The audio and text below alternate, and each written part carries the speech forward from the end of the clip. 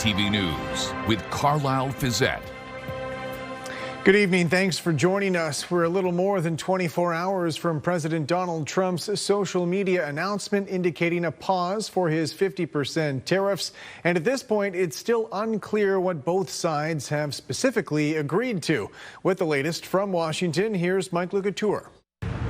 After an intense week of negotiations, Canada-U.S. Trade Minister and his American counterpart emerged shoulder to shoulder, happy with the tentative deal they've reached. We've reached an agreement that will not only continue to protect American workers, American jobs, American supply chains, but really strengthen the North American economy and create a situation where North America will continue to be an energy powerhouse. Three sources tell CTV News there are reductions in the Section 232 tariffs on the table as part of the agreement. Those would affect industries like steel and aluminum. We may bring some of the tariffs down to a level where other countries are because Canada was paying a higher tariff. U.S. President Donald Trump has long complained about American access to Canada's supply-managed dairy sector.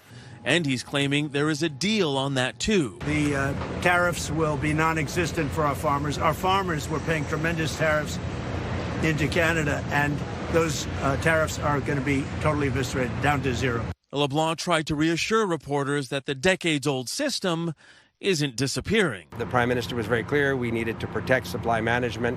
We needed to ensure that the supply management regime remained entirely intact. And I'm confident that that's the case. On social media, Prime Minister Mark Carney stated this agreement is, quote, securing the best terms in each of Canada's most important strategic sectors and providing greater certainty about our future trading relationship. A source with knowledge of the talks tells CTV News there is now a clearer path to the renegotiation of CUSMA, where other issues could be finalized. After returning to Ottawa, LeBlanc joined Carney to brief both Cabinet and the premiers about the talks. And a key American irritant was addressed. The Prime Minister has asked us as premiers, as provinces, to return the U.S. alcohol to the shelves, so we'll work through that process. With the new deadline now just 2 days away, Canada's lead trade negotiator, Janice Charette, will remain in Washington to continue talks until the deal is officially done. Mike Couture, CTV News, Washington. London police closed down a section of Oxford Street in the city's northeast tonight. This was the scene near the railway crossing at Oxford and Clark. Police had posted on social media saying they were responding to a crash, telling people to avoid the area. No other details on the circumstances have been provided. Provincial police announced the results of a major drug investigation today, charging multiple suspects and saying they've seized more than $1 million worth of narcotics, weapons, and vehicles. With more, here's Rita Ismail. A months-long investigation into drug trafficking has led to 3 arrests and the seizure of an estimated $1.2 million. Police say Project Break began in April after investigators identified suspected drug trafficking on Walpole Island First Nation. The investigation centered on a man from London who police say was trafficking drugs throughout the Lambton and Chatham-Kent regions. 3 London residents were arrested on July 17th. 2 of the men remain in custody while the third has been released on bail. CSEUs use intelligence-led policing to target those responsible for causing the greatest harm in our communities. This investigation is an excellent example of that. Superintendent Bradford says what started as intelligence gathered by OPP's Community Street Crime Unit developed into a complex multi-jurisdictional investigation involving officers from across the West region, specialized provincial resources, and partner agencies. Long before this investigation began, representatives from the OPP Lambton Detachment Command, the Walpole Island Police Service, Chief and Counsel, and the Civil Authority identified community safety concerns and the harmful impacts of illegal drugs as key priorities. Through collaboration and a shared vision, these concerns were transformed into action. Police say the investigation resulted in a substantial seizure of fentanyl, cocaine, methamphetamine, along with loaded illegal handguns, 5 stolen vehicles, and about $20,000 in cash, a total street value of approximately $1.2 million. For our community, this is much more than the seizure of illegal drugs or the number of arrests. It is about protecting people, our community, our families, especially our children and our youth and our vulnerable. The opportunity to grow up in a safe and healthy environment is important for everyone. The origin of the fentanyl remains under investigation, but police say they have determined the drugs were intended for domestic distribution and were not being exported outside Canada. Police are calling the investigation a significant disruption to alleged drug trafficking in southwestern Ontario. Rita Ismail, CTV News. Several Ontario education unions are without a contract right now, with students set to return to class in just a few weeks. With more on what that could mean for the new school year, here's Siobhan Morris. With the return of school routine creeping closer, it's becoming clear that none of Ontario's education unions will have a contract in place in time for the first bell. Something that I did this summer. Existing deals expire at the end of August. Negotiations are stuck working out how they'll be organized, waiting for the Labour Relations Board to weigh in. We're not even arguing about how these issues are going to ultimately be resolved. We're arguing about where we're allowed to bargain them in the first place. Teachers' unions say that list of issues is long, boiling down to being asked to do more with less. It is the student waiting longer for help. It's fewer adults in the school. It's heavier workloads. It's good unionized jobs disappearing from communities. The Minister of Education unavailable for an interview today, but writes in a statement that bargaining is at an early stage. He has expressed optimism for reaching a deal. I want the absolute best for teachers, and I want a fair deal for taxpayers. And I think we're going to get there. There'll be some tough negotiations, obviously. But they're always tough. Any work stoppage or other workplace action by teachers would be way down the road. But public elementary teachers will vote on the possibility of a strike this fall. We're hoping that if we do engage in the strike vote process, that process does pressure the government to say our members are serious. Unions are bracing for a barrage of government ads. CTV News has obtained a script from one potential ad that was being prepared last month, targeting sick days, proposing notes be required. That's a distraction intended to move us away from talking about the real issues impacting our schools. Paul Calandra emphasizes that teachers' unions have been running their own ads for more than a year and says the government has a responsibility to address inconsistent attendance. Siobhan Morris, CTV News.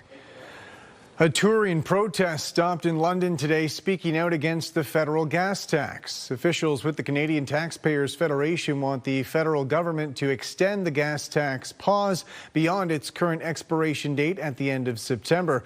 The 10-cent per litre tax was suspended in April after conflict in the Strait of Hormuz sent prices soaring.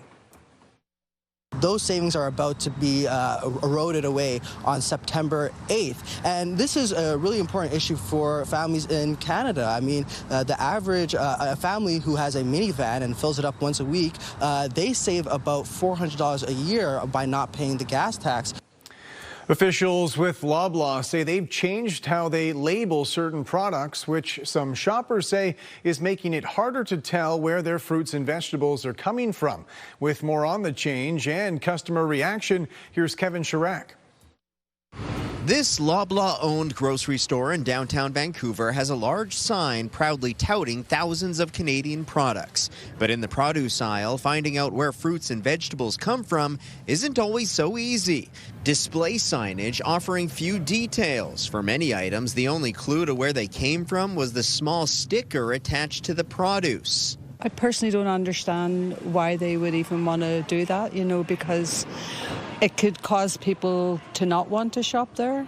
Loblaw confirmed to CTV News it has changed how country of origin information is displayed in its fresh produce aisles, telling CTV News because produce sourcing can change frequently due to seasonality, supplier changes, and availability, we now direct customers to the most current supplier-provided country of origin information available on product labels, stickers, packaging, or accompanying case labels.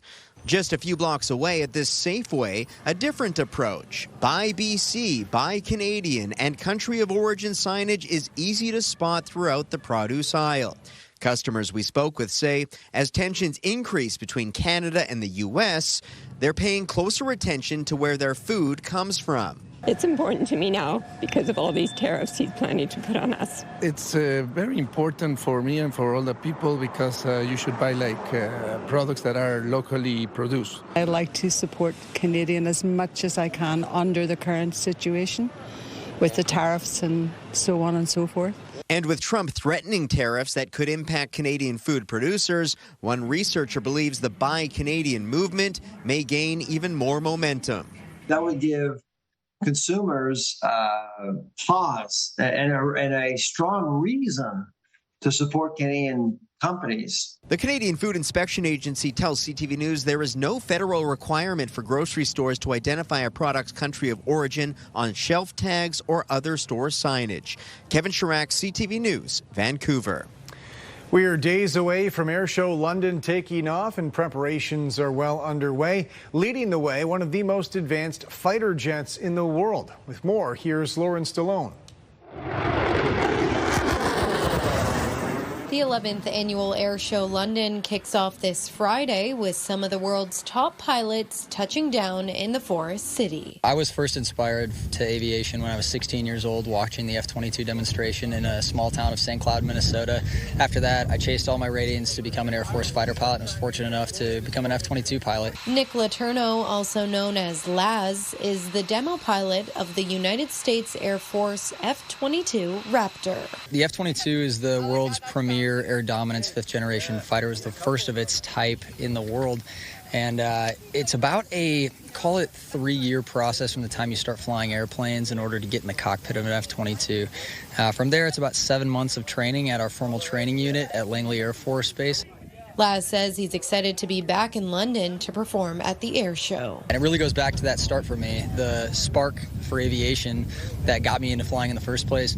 Being able to come up to London and hopefully share that same spark with all the kids and adults alike to not just maybe go into aviation, but also chase after something that they're passionate about. And I can't think of a better place to come than London to do that. Located at London International Airport, the air show features air displays, ground displays, and local vendors. You're going to see loud, you're going to see fast, you're going to see big, you're going to see small. We've got it all covered. Organizers say the show takes about 2 years to plan. It's a lot of work and a lot of prep, but as you can see, the reward is really amazing when it finally gets here. Visitors can explore over 20 aircraft on the tarmac and get to know pilots like Laz. I'm just excited to be back up here for both the local fair as well as the people. You can join CTV live from London International Airport for the Airshow London SkyDrive 2026 pre-show on Friday, August 21st from 2:30 to 3. Lauren Stallone, CTV News. An ownership change is on the way for the St. Thomas Dragway, with more on the new owners retaking control. Here's Brent Lale.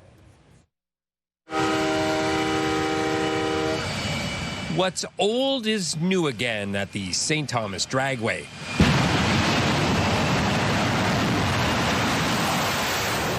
Like the atmosphere here, it's people friendly. It's a great place to be. The Fletcher family, who owned the quarter-mile track in the 1990s, has purchased it from the Spreet family, who've owned it for the past 6 years.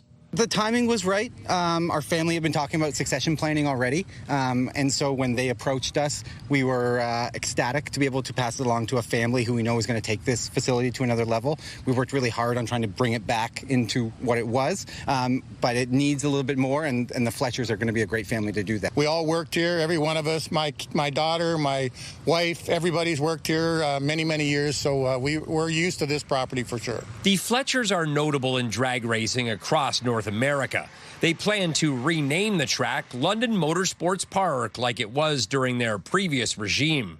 The Fletchers have multiple ideas on how to restore this track to its original glory, but adding a modern feel. I'm not saying John Force specifically, but there'll be some big shows. We're going to probably bring some nitro cars up here at one point. We're going to put some concrete out here, make the track a little better surface, refinish the other end. We're going to put new guardrail in here on the starting line, get that stuff done.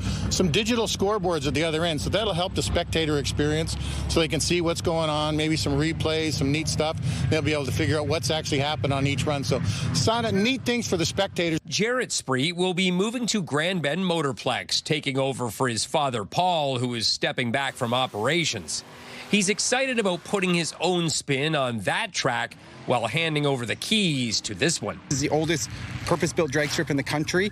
It's got a really cool old-school feel, and I know the Fletchers like that aspect of it, and they're going to nurture it while at the same time bring it into that next era. Brent Lale, CTV News. When we come back, American booze likely going back on the shelf. What to expect at the LCBO if this trade deal gets finalized.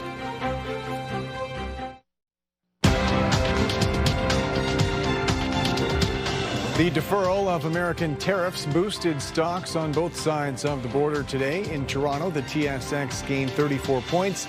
In New York, the Dow added 120, the Nasdaq up 41. The Canadian dollar gained a third of a cent today. On commodity markets, gold added almost $125 an ounce. Oil is up 33 cents a barrel. It appears it may just be a matter of time now before American alcohol returns to Canadian shelves. With the Prime Minister requesting premiers now overturn their bans, the question now becomes, will Canadians want to buy? With more, here's Mike Walker. American alcohol might end up back on store shelves amid a tentative trade deal with the U.S., but many consumers say the ongoing trade war and its tariffs has left them with a bad taste. We'll stick with Canadian products, thanks. We've changed our shopping habits and we're going to keep that up. Others say they've adapted. We found it no challenge really to move on from American red wines to Australian and South American red wines. American alcohol has been a bargaining chip in trade talks with boycotts in place in all but 2 provinces. The U.S. alcohol industry is hoping relations can return to normal. 73% of our exports. Historically, the United States exports about $220 million worth of American spirits to Canada, and that's all but been shattered. But acknowledges there's no guarantee that Canadians will buy U.S. booze again. In fact, if American alcohol returns to shelves, a recent poll from Nanos Research for CTV News found 74% of Canadians are unlikely to buy it. I don't think I'd go back to Kentucky bourbon. I'm quite happy with Crown Royal so long as they bottle it in Canada. I like California wines, and I want Ford to put it back. I like the California wines. I miss them. Marketing experts suggest dedicated consumers will rejoice not to cross-border shop for U.S.-made beer, wine, and spirits, but say it will take significant time for American brands to rebuild popularity in the Canadian marketplace. Because people do develop habits, and those habits tend to have some degree of stability over time. Ontario cleared and boxed up American products from LCBO shelves in early March 2025 in retaliation to sweeping U.S. tariffs imposed on Canadian goods.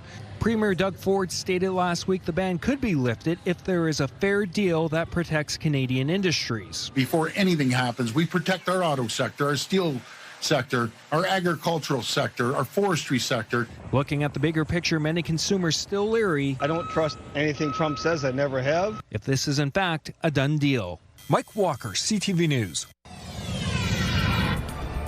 Good evening. I'm meteorologist Gary Archibald for CTV News. We're in a bit of a lull, the pattern shift with lots of drier air in behind the cold front that advanced right across the region, but worse weather stayed stateside or through Quebec in the Maritimes with some steady rains. The good news is that we are relatively fair for at least the next 24, maybe even 48 hours. I'm not anticipating a lot of activity, but temperatures could be cooling down significantly over the next, say, 3 to 5 days. So break down what you need to know. The complete weather story is coming up right here in moments on CTV News.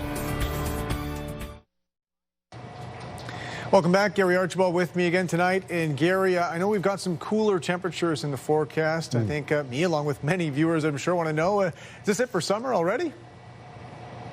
No, not just yet, Carlyle. I promise you, my friend, that we'll see some temperatures slightly above seasonal, perhaps towards the end of next week. But over the next 3 to 5 days, we will see a bit of a dip. Average temperature for today, August 19th, in the great city of London, Ontario, is 25 degrees. We were 1 degree above that mark. The low is normally around 14. And we were about 18 this morning. Not much to see across the Great Lakes. Big spin of low pressure. The core, it's massive, is over Hudson Bay, James Bay territory. But the cold front attached to it has already swept through the lower Great Lakes. That's why we're not really seeing much in terms of returns here across, well, Lake Erie, Lake Ontario, Lake Huron. But some cooler airs in behind it.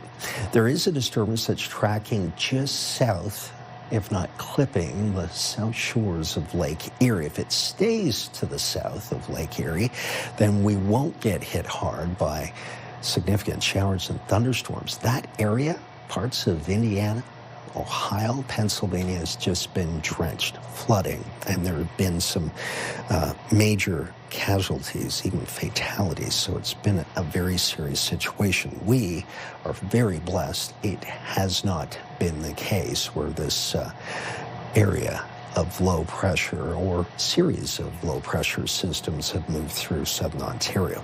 Not much rain to speak of. If we do see a scattered shower between midnight and early tomorrow morning, it's very light. And temperatures, speaking of cooling off, will get down as low as 11 degrees, as warm as about 18 or 19. Long Point stands out. Windsor, Coolin, Wyerton, Goderich, Mount Forest, and Barrie, Ontario. Here's the breakdown for tomorrow. Mostly cloudy, but some peaks of sunshine. I think that's the story for the morning through the midday and afternoon. 16 degrees at 8 a.m. That's coolish, but seasonal for that time of day. Up to 23 during the noon hour. Light breeze through the afternoon, going to a high of about 25. High UV, despite the cloudiness, so protect exposed skin with your sunblock. Sunny on Friday. Use it again, of course. And 27. There's a nice bump. But note the weekend. Cloudy, showery, in particular Saturday. Still cloudy and potentially showery on Sunday, and cooler, down to 22 and low 20s. There's your cool air mass staying in place for Monday through to Wednesday. Similar look for the Midwest. We're still around the seasonal mark the next couple of days, around 23 to 24 degrees. Friday is sunny and warm. Then it's warm and wet for Saturday, Sunday, and cooler. 20 degrees on Sunday. Look at the lows, by the way. Even Friday morning could get down to 8. Next week, this time, 21 and 14. The high and low temperature with some rain showers likely. That's a look at your weather. Thank you, Gary. Members of a rock band formed by Western University classmates are getting back together for a one-night benefit concert honoring a late band member. With more on the event and the cause they're supporting, here's Nick Paparella. Crush was a band formed by engineering students at Western University, which played at area venues until the tragic death of its bass player 1 year ago.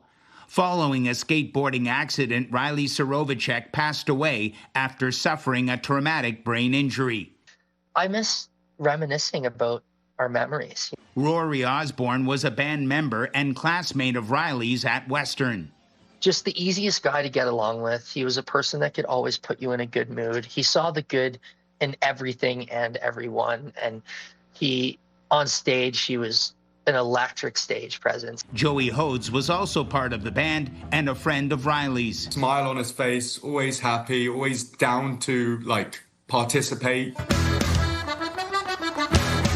Since the tragic death, the band no longer performs regularly, but they are getting back together to raise money for the Kidney Foundation with a benefit concert called Crush for Riley at the London Music Hall on Saturday, September 5th. The Kidney Foundation is a really important charity to Riley's family. Riley's mother received a kidney from Riley's father, as well as Riley's uncle also received a kidney.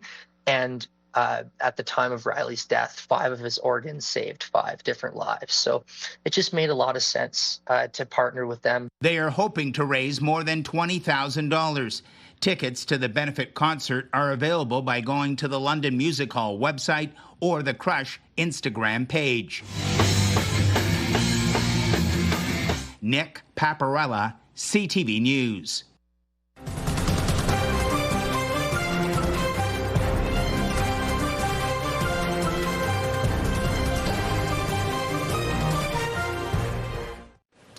Finally tonight, the mission to save a lighthouse near Port Elgin. It stood on the shores of Lake Huron for nearly 150 years. Scott Miller has more on the local residents who want to keep it there. Carol Wahlberg says it's now or never to save a piece of Lake Huron's maritime history. The options are fix it or let it fall down because it's really in bad repair. Wahlberg is leading the charge to restore the McNabb Point Lighthouse to its original form. Built in 1877, the lighthouse helped boaters navigate the Lake Huron shoreline and Southampton River up until the mid-1990s when it was decommissioned. Following a 2006 exterior restoration, it's sat undisturbed since, slowly deteriorating. They took the cedar siding off of it, and that was the Coast Guard, and they covered it with aluminum. And it looked pretty, but it rotted from the inside out. And now the back corner is really disintegrating and it's caving in up at the top. And it just really needs to be restored before it's too late. The local Marine Heritage Society says an engineering report from 2024 said the lighthouse was unsafe to enter and recommended demolition. The town, who owns the lighthouse and the land it sits on, says they hope to have a plan for the lighthouse by the end of this year. Securing permanent access to the site is key, they say, as the lighthouse isn't accessible without crossing private property. But those homeowners want to see the lighthouse restored as much as Wahlberg does. We bought this property largely because we really like the lighthouse. I mean, for anybody who respects history and the town's background, this is a big part of it. Wahlberg says estimates to restore the lighthouse have ranged from $60,000 to $150,000 over the years. She says a decision needs to be made soon because time is ticking on the 149-year-old structure that once guided boats to shore between Port Elgin and Southampton. I just think it's part of the history, and it's gone for good. Near Port Elgin, Scott Miller, CTV News. That's it for us. Thanks for watching. For all of us at CTV News London, I'm Carlyle Fiset. Have a good night.